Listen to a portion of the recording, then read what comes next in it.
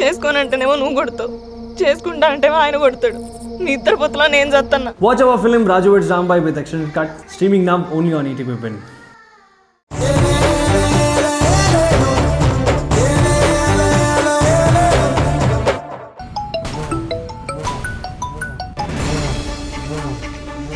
నా call cut చేస్తున్నాడేంట్రా వీడు. మళ్ళీ చెయ్యి.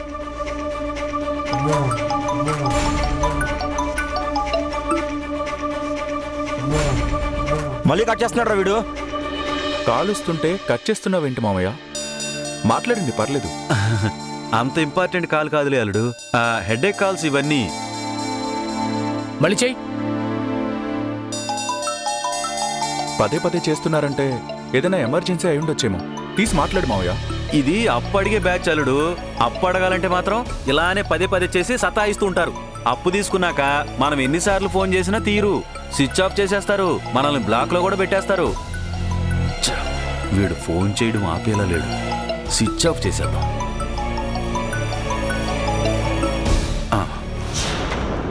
రేయ్, కాల్ కట్ చేస్తూనే ఉన్నాడు రా. వాడికి ఏదైనా అవసరం ఉంటే మాత్రం వెంటబడి సతాయిస్తాడు రా. అవసరం తీరిపోయాక ఎలాగైనా తీసి పారేస్తాడు. ఇంకోసారి చెయ్యి.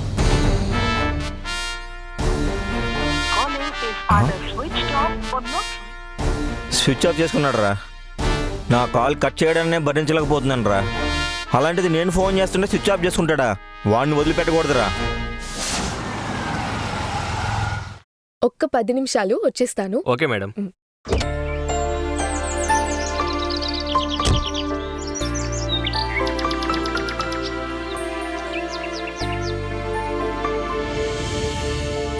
అక్క అక్క, అరెరే రామ్మా, రారా. నిన్ను చూస్తుంటే సాక్షాత్తు ఆ లక్ష్మీదేవిని చూసినట్టుందమ్మా. అంత కలగా ఉంది నీ మొహం. అమ్మా ఇందు, ఇందు.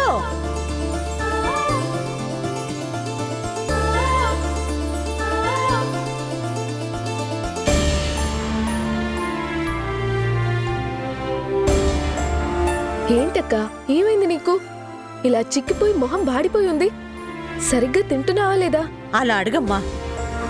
నేనెంత చెప్పినా వినకుండా నిద్రాహారాలు మానేసి ఎప్పుడు ఇదిగో ఇలా దిగులుగా కూర్చునుంటుంది. ఏంటక్కా ఇది? జరిగిపోయిన దాని గురించి దిగులు పడుతూ తినకుండా కూర్చుంటే నీ ఆరోగ్యం పాడవుతుంది తప్ప ఏమైనా ఉపయోగం ఉంటుందా? సమస్య వచ్చినప్పుడు పరిష్కారం గురించి ఆలోచించాలి తప్ప దిగులు పడకూడదు. అసలు సమస్య నేను పుట్టకుండా ఉండుంటే ఎవరికి ఏ సమస్య ఉండేది కాదు. అనవసరంగా పుట్టాను. ఇప్పుడు ఏమైందని ఇలా మాట్లాడుతున్నావు? ఇంకేం కావాలి? కన్న తల్లిదండ్రులకి, తోబుట్టోళ్ళకి, చివరికి నాకు నేనే సమస్యగా ఉన్నాను. నా జీవితం నాకే నచ్చట్లేదు. అసలు బతకాలనిపించట్లేదు. అక్క, ఇంకొకసారి పిచ్చి పిచ్చిగా మాట్లాడావంటే కొట్టేస్తా చెప్తున్నా. మేం సముదాయించాలని చూసినా ఇలాగే మాట్లాడుతుంది. మీరైనా కాస్త గట్టిగా చెప్పండి.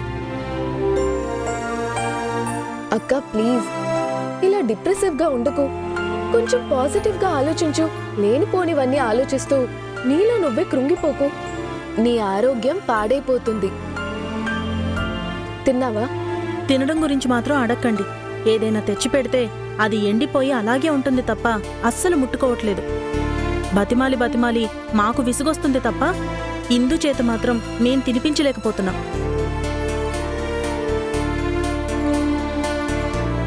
అన్నా, కార్లో నా లంచ్ బాక్స్ ఉంటుంది, దాన్ని తీసుకురండి please. Okay madam. Lunch box ఏంటమ్మా? అక్క కోసం తీసుకురమ్మన్నాను. అయ్యో, ఇంట్లో వండింది అలాగే ఉందమ్మా. ఉండి నేను పట్టుకొస్తాను. అయ్యో ఆంటీ, ఇంట్లో లేదని కాదు, అక్క మా ఇంటి వంట తిని చాలా రోజులైంది కదా, అందుకే తీసుకురమ్మని చెప్పాను. నాకేం వద్దు.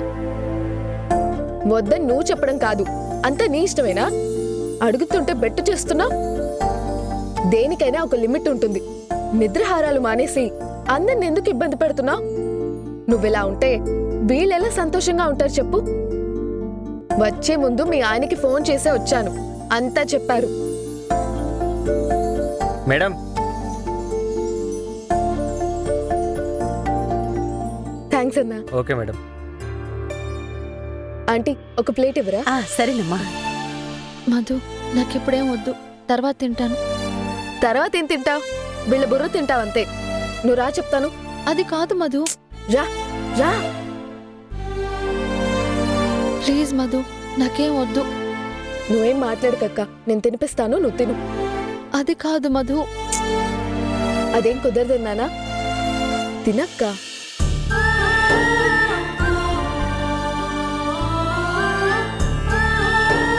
ఇదిగో, ఇలా ఏడుస్తూ ఉన్నావంటే నాకు ఇష్టం ఉండదని నీకు తెలుసు కదా. ప్లీజ్ ఏడోకు. ముందే ఏడు పాపు. తిను తిను.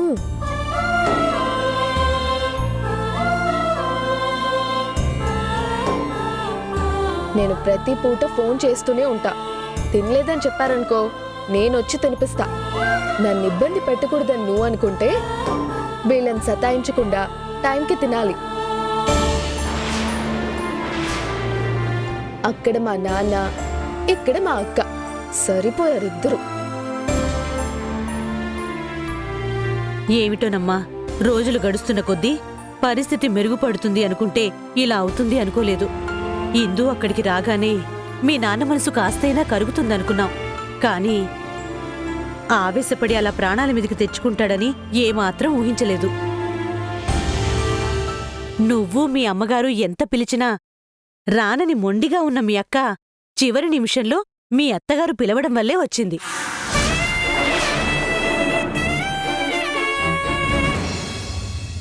ఏంటి, మా అత్తయ్య గారు పిలిచారా? అవునమ్మా, నీకు తెలీదా? 16 రోజుల పండుగప్పుడు మీ మరిదిని ఇక్కడికి పంపించి మీ అత్తగారు ఫోన్లో మాట్లాడారు. ఆవిడగారు చెప్పిన తర్వాతే ఇందు రావడానికి ఒప్పుకుంది.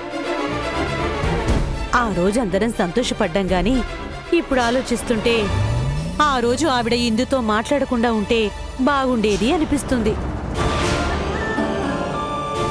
మీ అత్తగారు బలవంత పెట్టకుండా ఉండుంటే ఇందు అస్సలు వచ్చేదే కాదు.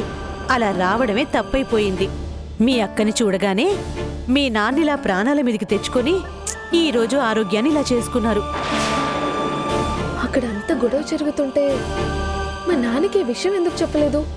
మీ నాన్నగారు మేం చెప్పేది పూర్తిగా వినిపించుకుంటేగా. ఆవేశపడి మీ అమ్మగారి మీద కోపడుతూ అరుస్తున్నారు. ఆ సమయంలో మీ నాన్నగారు నాపి విషయం చెప్పగలిగేది మీ అత్తగారు ఒక్కరే, కానీ ఆవిడెందుకు నోరు మెదపలేదో మాకైతే అర్థం కాలేదు.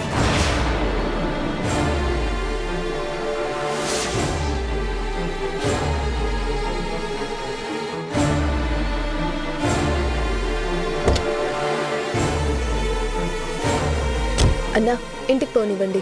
ఏదైనా మర్చిపోయారా మేడం? మా ఇంటికి కాదు, మా అత్తగారింటికి. Okay madam.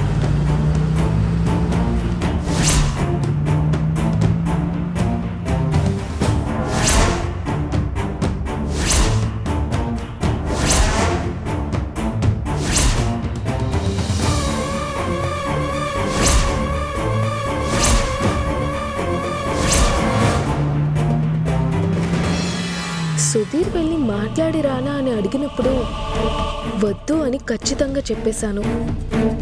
అయినా అత్తయ్య నాతో చెప్పకుండా అక్కని పిలిపించడానికి కారణం ఏంటి? ఇందులో ఏ దురుద్దేశం లేకపోతే అత్తయ్య ఆ గొడవని ఎందుకు ఆపలేదు? నాన్న చావు బ్రతుకుల మధ్య హాస్పిటల్లో ఉన్నప్పుడు కూడా ఈ నిజాన్ని చెప్పలేదు. కనీసం ఇప్పటికి కూడా ఈ నిజం చెప్పకుండా ఎందుకు దాస్తున్నారు? ఈ విషయాన్ని అత్తయ్యనే అడిగి తెలుసుకోవాలి.